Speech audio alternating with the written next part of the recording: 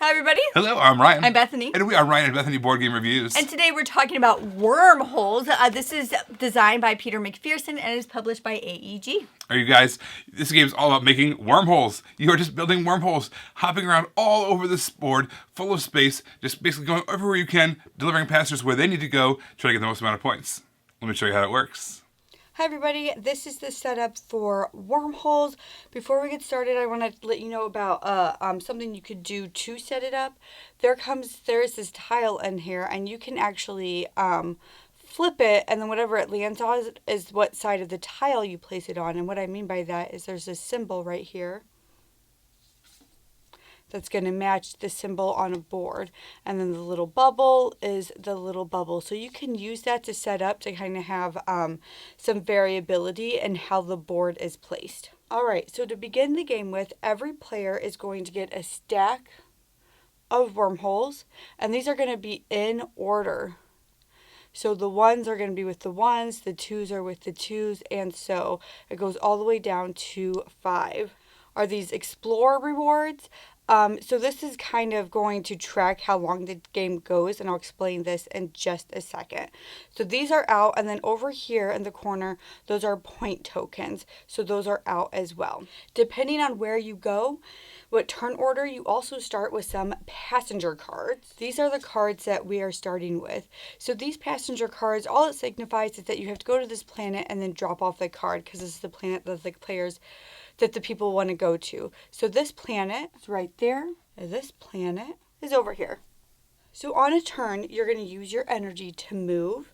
You are going to use your passenger card to pick up passengers. Everything else is considered a free action. So traveling through wormholes, dropping off passengers, placing down a wormhole, those are all free actions. So every player's first turn is going to look the same. You start at the space station, and you start with placing down your one wormhole. So, as I showed earlier, this is one of the cards that we have. So I am going to spend my 3 energy, 1, 2, 3, to move. 1, 2, 3. So since I'm there, I can do a few free actions. I've used all my energy. And I do want to note that you can use your free actions in between. There's no order. It's not like you have to use your free actions or use your energy and then your free actions. You can intermingle all of this. So we're going to drop off this passenger. Now, as you can see, it's going to get me 2 points at the end of the game, and I just keep it with myself. It is hidden information. If I can deliver to more than 5 planets, every additional planet plus 5 gives me 3 additional points. I'm also going to place a wormhole. Now that I placed my wormhole, both of my ones are up. They're now active because they're connected to each other. So now for a free action, I can travel in between those wormholes. But I'm also at a planet, so I'm going to see if they would like any rides. So you draw. You can't have more than 4 cards, so you draw. Now the first card I drew is that same planet. This is the only time you can't keep that. So it gets discarded, and it's discarded at the space station. So it's discarded face up. Anybody at the space station can choose to draw that if they want for their passengers. Alright, so the other ones I got are these planets. As you can see, I already had that planet. If I get to this planet, I can drop off both. I don't have to do it in 2 separate turns. The other thing that happens when you're the first person to place a wormhole by a planet is you get the number 1. You get the number 1 tracker, as you see, or explorer token. As you see, this gives us 1 point. And it also has the deck go down. So that's how the game is played. You go throughout the board, you're placing wormholes, you're trying to deliver people to the planets they want. What is going to end up happening is other players are going to have their wormholes out on the board. You can choose to use their active wormhole. Zoop, zoop. And if you use their wormhole, they get a point. Yay, points! You cannot stop a player from using your wormhole. As the game progresses, people are going to keep getting points when they place a wormhole next to a planet. And it's going to go down and down. And you see, eventually, boop, boop, all these planets are going to be explored, and then you're going to see this tile. This tile signifies it is the end of the game. Every planet has a wormhole next to it. After that, everybody gets 3 more turns as signified by this. After the 3rd turn, that's it. You're done. You count up points, and whoever has the most points wins. There are parts on the board that have special movement abilities or things that you can interact with. For an example, over here is a 4 wormhole. If you can set, anybody can travel from their 4 to that 4. And then there's some other things on the board. Some movement criteria is if there's anything solid, you cannot travel on or through it. So you see we have a lot of meteors over here. We couldn't travel on that spot. We'd have to go around that spot. And there's a lot of meteors over here. We'd have to go around that as well.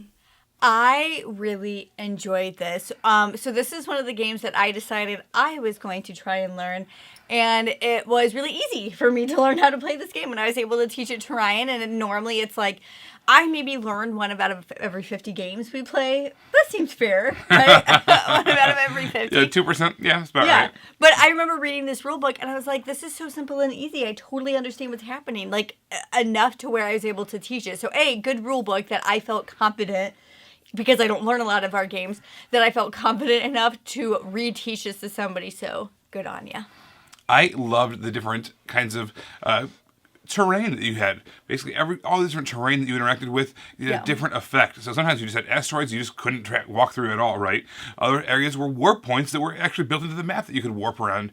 You had all these different effects that had you, you could slingshot around orbits. I just loved how all the different ways you could interact with the map that kind of enhanced your movement, or it hindered your movement in some cases. Yeah. I thought that was a great way to give a lot of replayability to the game. Speaking of replayability, all of the tiles are double-sided, and so there is a coin in the game, and you can flip it to decide what side it's going on, or you can just do it completely random, which is what I like to do. So all those things that you're interacting with, you're going to have more of them on some of the sides and less of them. Sometimes you'll just have a really easy game. You have that extra warping place where you can warp to from your wormholes. So I really like that there's just so many options with just those tiles and just those boards, because they're all double-sided and they all do pretty different things. I loved how the wooden tokens were wooden. That glossy paint on one side, it just looks really cool looking out of the board. Yeah. A 3D kind of look to it. They could have easily made those cardboard tokens, and it would have been cool. I would have been fine with it. But having those extra wooden bits made it stand out quite a bit, and it looked so sharp when you're kind of looking out over the whole board. Once there's a whole lot of those warp points out there, it looked fantastic. And the game ramped up for me in a way that I really enjoyed. So it was a little, not necessarily slow, but you're just working on stuff the first couple of rounds, and then basically you're just and then all of a sudden that tile comes up and you're like, oh no, there's only 3 rounds left, but this person has so many more points than me, I gotta get people places. And I just really liked the pacing of it, how it just had that kind of go and then go, and yeah, I enjoyed that. I gotta say, when I first played this game, I was a little hesitant. Underwhelmed. I was expecting something about just kind of being able to willy-nilly hop all over the board. That's kind of the idea I had in my head when I was pitched this game. So I didn't get that initial excitement about that. However, after playing it and actually kind of learning the rules, it's a really neat little system. I taught him the rules. After there is some stair stepping. There's some linearness to it. You can't just go wherever you want. You kind of make a path and tread that path the first time, so that way in future paths around the board you're more efficient. So it's not quite what I was expecting the first time through. But after playing it quite a few times and learning all that, I came to find it quite entertaining. I really liked this one. I felt like this is one of those games to where it was exactly what it needed to be, right? There was it was streamlined, there was no clunkiness. You're able to just get the game and play it, and I really enjoyed it. I had a good time with this one. Well, everybody, thank you so much for watching. Don't forget to subscribe so you can see our videos as they come out. Until then, you can find us in all of these places. Yes, thanks so much for watching, and we will see you next time. Bye.